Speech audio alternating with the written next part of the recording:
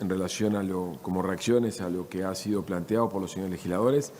En primer lugar, al igual que el senador al igual que lo que ha señalado el senador Borbonet, yo celebro esta convocatoria, celebro que hayamos tenido este intercambio.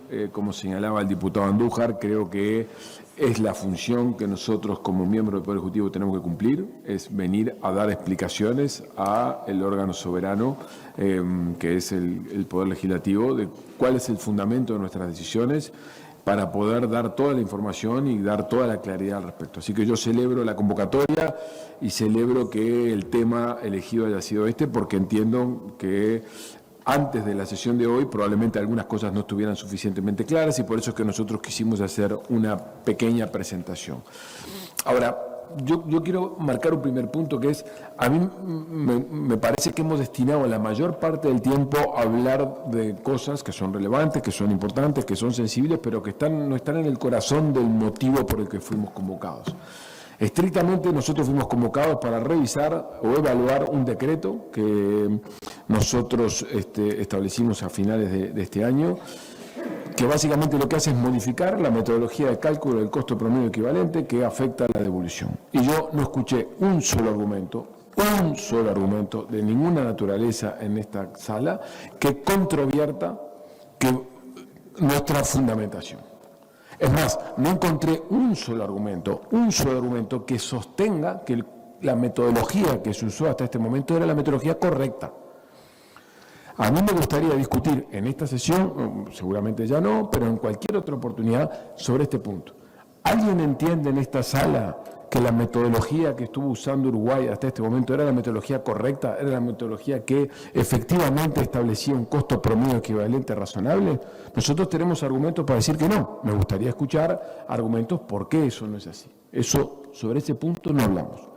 El segundo punto sobre el que no hablamos es ¿cuál es el fundamento jurídico para sostener, como se sostuvo, no de manera clara, pero sí de manera repetida, de que el decreto que estamos poniendo sobre la mesa es de naturaleza ilegal? No escuché un solo argumento de naturaleza jurídica para sostener de que el decreto que pusimos sobre la mesa es ilegal. Más diría, como acaba de señalar el subsecretario, el decreto que estamos proponiendo solamente sustituye un decreto.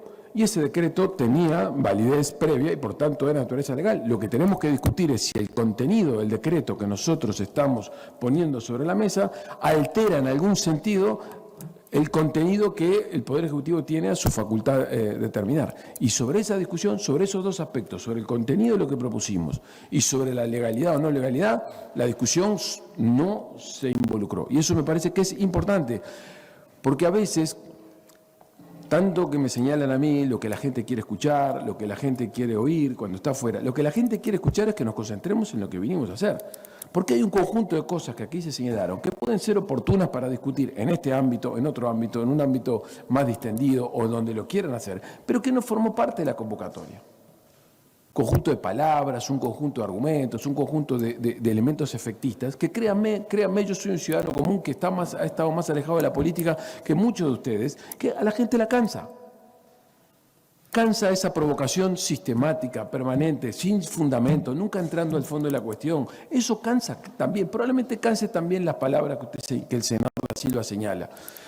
Yo comparto que hay algo de eso. Parte de lo que ocurre en el mundo hoy tiene que ver con esto, porque le hemos dado a un conjunto de conceptos, un conjunto de aspectos vacíos. Pero también cansa cuando uno entiende un ataque injustificado, que no tiene fundamento y que no va al fondo de la cuestión. Discutamos técnicamente, porque este es un tema técnico, esto no es un tema de asado, es un tema técnico. Discutamos sobre eso. Y yo creo que sobre eso faltó capacidad de discusión aquí. Segundo comentario. La contribución al FONASA es una contribución especial. Es una contribución especial, es un tributo que grava a quienes perciben un beneficio. Debe existir, por tanto, una razonable equivalencia entre la prestación y la contribución. Lo que nosotros estamos diciendo acá es que la metodología que estábamos usando era una metodología que no permitía una adecuada relación entre la contribución y la prestación. Y lo que estamos haciendo es modificándolo. ¿Por qué? Porque estaba mal. Eso es lo que nosotros estamos haciendo. Y para eso pusimos dos argumentos sobre la mesa. El primero, que el sistema no está maduro y por lo tanto asumir que todas las personas contribuyeron a lo largo de toda su vida es un elemento incorrecto, porque justamente tiende a subestimar los años en que las personas le son al sistema menos caras. ¿Por qué? Porque se enferman menos, porque son más jóvenes, porque tienen más salud. Y al tener esa subestimación, porque el sistema no está maduro, el sistema recauda menos.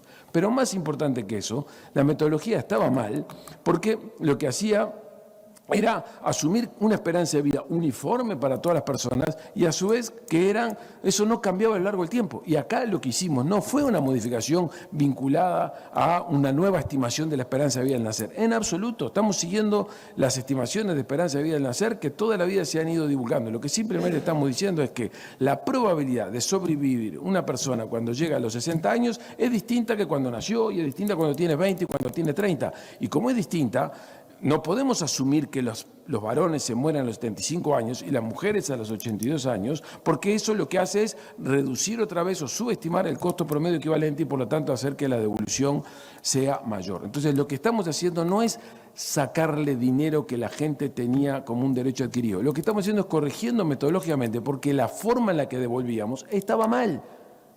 La gente se recibía periódicamente un dinero que no correspondía que recibiera porque el cálculo estaba mal. Y la razón por la que lo descubrimos nosotros, o mejor dicho, la razón por la que lo implementamos nosotros es porque entendimos que era el momento adecuado para hacerlo, porque ya había habido varias comunicaciones de los equipos técnicos a los dos gobiernos anteriores y que por distintas razones no lo hicieron y nosotros decidimos hacerlo.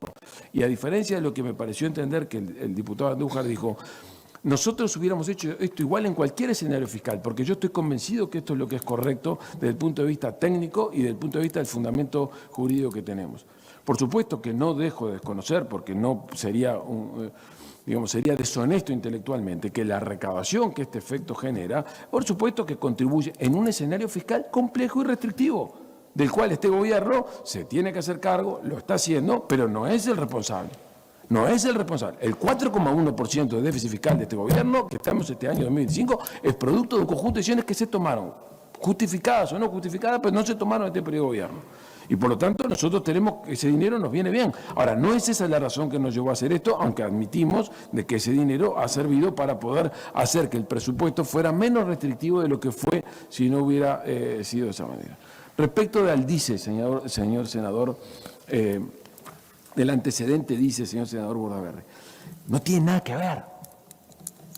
Nada que ver. Solamente déjenme darles algunos datos. La cobertura. En DICE teníamos 620.000 personas cubiertas. Hoy tenemos 2,6 millones de personas cubiertas. El modelo de financiamiento, los prestadores, el DICE solamente eran los prestadores de las asistencias de instituciones de asistencia media colectiva. Hoy tenemos a ACE, tenemos a los seguros privados, los pagos de prestadores, la devolución de aporte, todo era un conjunto de elementos totalmente distintos. Por tanto, el DICE no puede ser usado como un antecedente de manera tal de argumentar que hubo gente que estuvo pagando DICE y que por lo tanto eso debía haber sido computado como parte de sus contribuciones al FONASA en el periodo previo. Así que el argumento de que esto es una prolongación de DICE, no, en mi opinión, desde el punto de vista técnico, no tiene ningún sentido. Respecto a los cambios del sistema de gestión de salud, por supuesto, en gobernanza, en criterios de contratación, en modelo de financiamiento. El primero, he escrito cosas, tengo un libro escrito donde hay un capítulo destinado a esto. Ahora, créanme que la economía política de hacer esto es compleja y déjenme ser respetuoso pero desafiante. Tuvieron 5 años para hacerlo también, no hubo una sola idea de esto, ¿eh?